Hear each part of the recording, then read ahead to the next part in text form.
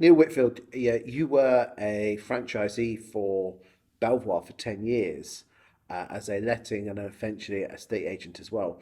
I'd like to ask your opinion on whether you think franchises are worth their money. Talk to me.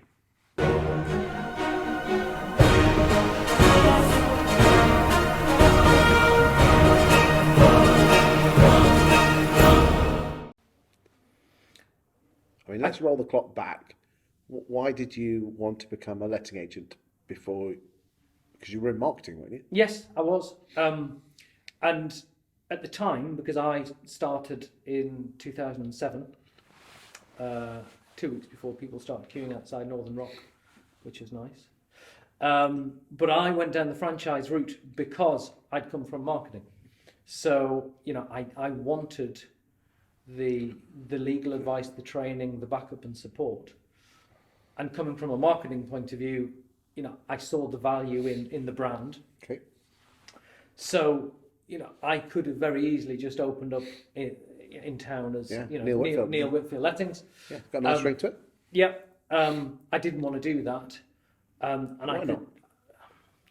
Because I think where I was setting up, which was Sunderland, I deliberately wanted to position myself at the sort of middle to upper, let's call it the Audi end of the market. In Sunderland, it being up in the northeast, not the most economically prosperous part of the world, it would have been very easy to fall into the trap of dealing with, what was the majority of the properties, which was the lower end. And I didn't want to do that. And I think going down the franchise route with that national brand and reputation absolutely helped me from day one to position myself in that way. So, what sort of training did you get to start with then? I've got to say the training was really good. It was 3 weeks covering all aspects of the legal side. What I found most interesting was perhaps not that. I mean, clearly you need to know that, but I was much more interested in the business growth side of things. Probably the standout was the stuff they did on the psychology in terms of looking at my own profile and the profile of potential landlords who we could come up against, and I still use that to this day. It's very powerful. It is, and I think that equipped me very well in going into those early appraisals and being successful in it. Okay, so when did you actually start breaking even? Because that is a real tough one. A lot later than I thought I would, but that's because of, as I mentioned, the economic turmoil that. What, a couple of years?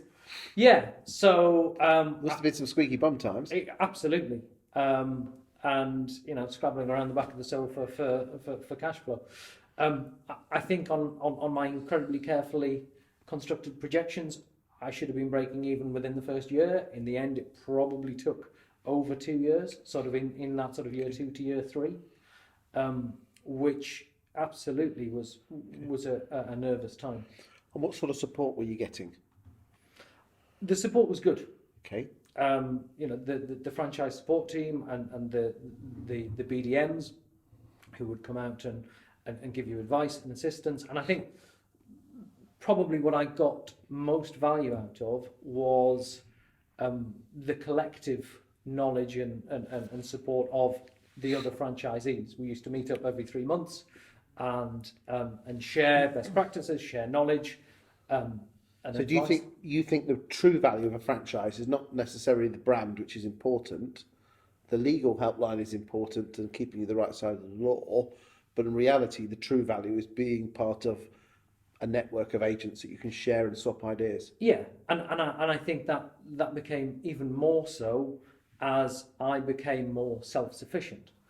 Obviously, in the early days, when we were paying a monthly franchise fee based on a very, very small turnover, I was probably leaning on them far more. Whereas roll it forward a few years and I'm paying them more, but in terms of leaning on franchise support or the legal helpline and what have you, then clearly I was paying more for less. But how did you feel about that? Oh, well, you don't like to see the money leaving your account, but I could see the value in it. But I think the point I was going to make is throughout that, because of the quarterly meetings, a lot of the franchisees joined at a similar sort of time to me, or certainly within a couple of years. Yes. So, we were all in it together, essentially, and from day one to 10 years when I sold up, there was always great value in that collective knowledge. And why did you sell up? There are a number of reasons, really. I think the most important one was I realised that whilst I love property, and I'm still involved as an investor myself, my real passion lay in marketing. And tellingly, from day one when I opened the agency, my focus was on the growing the business side of the business rather than leaky roofs and broken boilers. So I think I realised that was where my passion lay, and I wanted to help other agents with that sort of thing rather than just continuing to grow my own agency. And what would you say to anyone who is thinking of setting up their own agency, the pros and cons of franchising? I mean, we've done a lot of pros. Yeah, I mean, one of the key things I think which was a factor in selling up was the fact that you aren't fully in control of all the decisions you make. So, That's not a bad thing, because they're not going to do bad decisions, are they?